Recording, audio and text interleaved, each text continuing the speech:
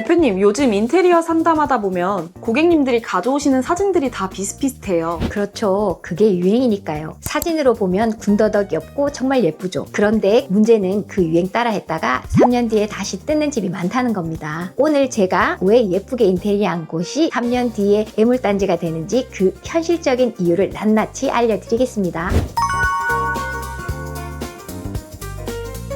첫 번째로 무몰딩 무걸레 바지가 궁금해요. 집이 깔끔해 보이더라고요. 사진에서는 그렇게 보이죠. 그런데 걸레바지는 실제 생활 속에서 벽을 보호하는 기능을 해요.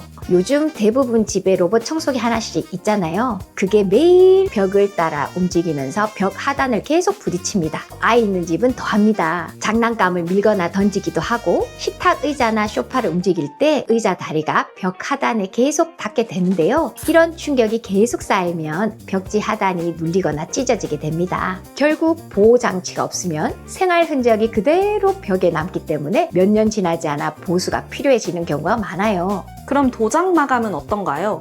요즘은 페인트 벽도 많이 하잖아요. 도장 마감은 더 취약합니다. 벽지처럼 표면층이 있는 게 아니라 마감이 바로 노출되는 구조라 충격이나 오염이 그대로 드러나거든요. 예를 들면 물걸레 청소를 하다가 물이 튀기도 하고 청소기 헤드가 벽에 부딪히기도 하죠. 이런 흔적이 쌓이면 페인트가 벗겨지거나 스크래치가 그대로 남아요. 그래서 보호 장치가 없으면 하단부가 빠르게 지저분해집니다. 그럼 필름은요? 필름은 좀 단단하잖아요. 필름 마감도 완전히 자유롭지는 않아요. 처음에는 표면이 단단하고 마감이 균일해서 좋아 보이지만 충격이 반복되면 하단부나 모서리에 들뜸이나 까짐이 생길 수 있어요. 결국 마감재가 뭐든 벽 하단은 보호가 필요하다는 거네요? 맞습니다. 그래서 걸레바지는 생활 충격을 대신 받아주는 보호장치라고 볼 수 있어요. 그걸 없애면 3년만 지나도 벽 아래쪽이 다 상할 거예요. 특히 구축은 벽이 완전히 곧지 않기 때문에 더 불리하고요.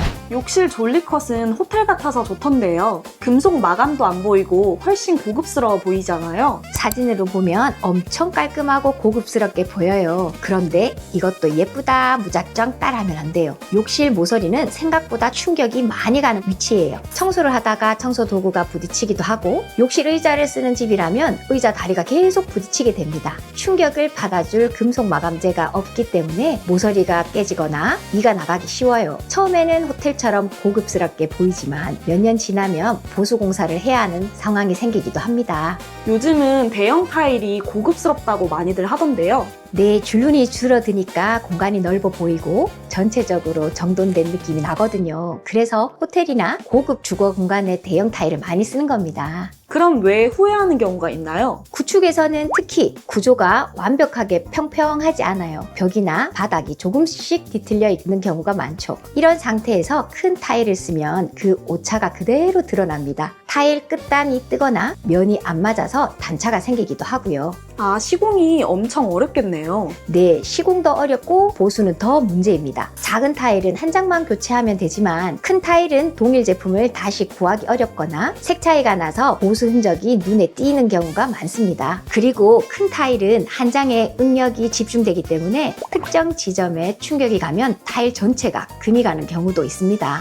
결국 둘 다 사진에서는 예쁜데 유지관리가 만만치 않다는 거네요. 그래서 그 공간에서 어떻게 생활하는지 꼭 먼저 봐야 해요. 요즘 히든도어 많이 하잖아요. 문이 벽이랑 하나처럼 보여서 엄청 깔끔하던데요. 문선이 없고 손잡이도 최소화되니까 벽면이 하나의 면처럼 보이죠. 그럼 벽면이 깔끔하게 정리되고 훨씬 넓어 보이는 효과가 있어요. 갤러리나 호텔 같은 느낌을 만들기에도 히든도어가 효과적입니다. 그럼 좋은 거 아닌가요? 디자인적으로 장점이 분명히 있지만 구조와 사용성을 같이 봐야 해요. 그럼 단점은 뭐가 있나요? 첫째는 구조 오차에 민감해요. 히든도어는 문선이 없는 대신 문과 벽이 거의 같은 면으로 맞아야 합니다. 그런데 구축 아파트는 벽이 완전히 곧지 않은 경우가 많죠. 이 상태에서 히든도어를 시공하면 문틀 오차가 그대로 드러나거나 틈이 일정하지 않게 보일 수도 있습니다. 그럼 신축에서 더 유리한 구조네요? 맞습니다. 벽이 정확한 구조에서 더 효과가 좋습니다. 둘째, 유지관리 문제도 있습니다. 히든도어는 일반 문보다 하드웨어가 복잡하고 정밀하게 맞춰져 있어야 해요. 사용하면서 문이 처지거나 틀어지면 조정이 필요합니다. 그리고 문을 벽과 같은 마감으로 만들기 때문에 벽지나 필름 손상이 되면 문과 벽을 같이 손봐야 하는 경우도 생깁니다.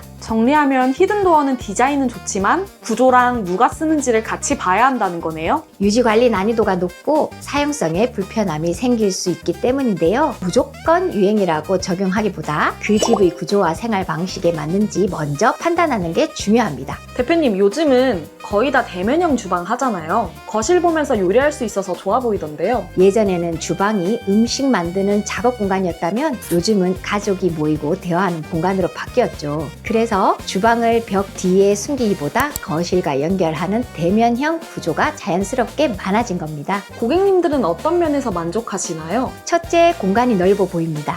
벽면을 막지 않고 거실과 연결되기 때문에 개방감이 좋아지거든요. 둘째는 가족 소통이 쉬워집니다. 요리를 하면서도 거실을 볼 수 있어서 아이를 보거나 대하기가 편해집니다. 셋째는 주방의 역할이 달라집니다. 단순히 요리만 하는 곳이 아니라 간단한 식사, 노트북 작업, 아이 숙제 같은 활동이 이루어지는 다목적 공간이 됩니다. 그래서 신혼부부나 2인 가구, 집에서 시간을 많이 보내는 가정에서 만족도가 높은 구조예요. 그럼 거의 모든 집에 좋은 구조가 아닌가요? 그건 아니에요. 일단 주방과 거실 사이에 막아주는 벽이 없어요. 그래서 생선 굽는 냄새나 볶음 요리 연기, 설거지 소리 이런 것들이 거실 전체로 퍼지게 됩니다. 요리를 자주 하는 집이거나 가족 수가 많은 집은 이 부분에서 스트레스를 느끼는 경우가 많아요. 그 대신 수납도 많아지지 않나요? 겉으로는 그렇게 보이죠. 하지만 실제로는 수납이 줄어드는 경우도 있어요. 대면형 구조는 상부장을 없애거나 줄이기 때문에 전체 수납량이 줄어드는 구조가 됩니다. 그래서 몇 년 지나면 주방이 금방 어수선해 보이는 경우도 많아요.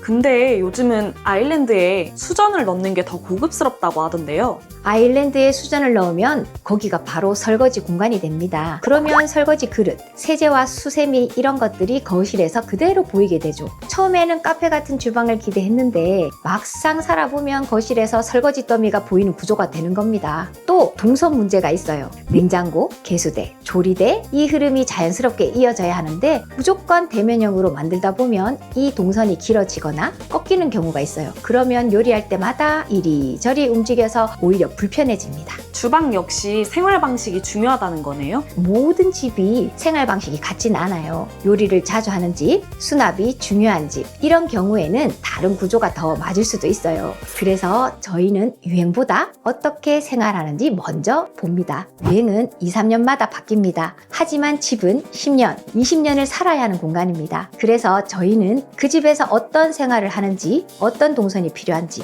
구조적으로 가능한지부터 먼저 확인합니다. 후회하지 않는 인테리어 공사를 하고 싶다면 상담할 때 먼저 생활부터 이야기해 보시길 바랍니다. 감사합니다.